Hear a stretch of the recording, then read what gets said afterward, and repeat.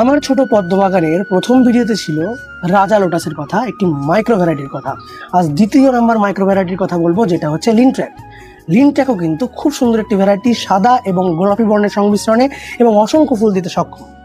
আপনি বিচার করবেন রাজা দিয়ে আপনার গার্ডেন শুরু করবেন নাকি লিনট্র্যাক দিয়ে।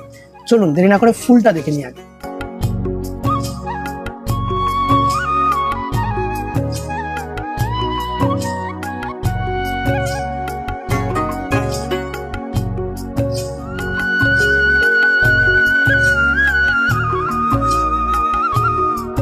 গাছের ফুল দেখলেন, গাছের গ্রোথটাও দেখুন, সুন্দর গ্রোথের গাছ।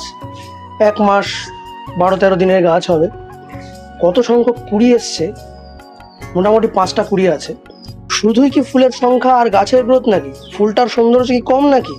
সাদা বর্ণের পাপড়িগুলোর প্রত্যেকটা টিপে সুন্দরভাবে আলতার মতো গোলাপি বর্ণ ছড়িয়ে দেওয়া আছে।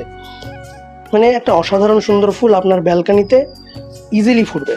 এবার নিশ্চয়ই রাজা আর লিনট্র্যাক এই দুটোর মধ্যে কনফিউশন আসছে যে কোনটা দিয়ে ব্যালকানি সাজাবেন। আমার মতে দুটোই রেখে দিন। ধন্যবাদ।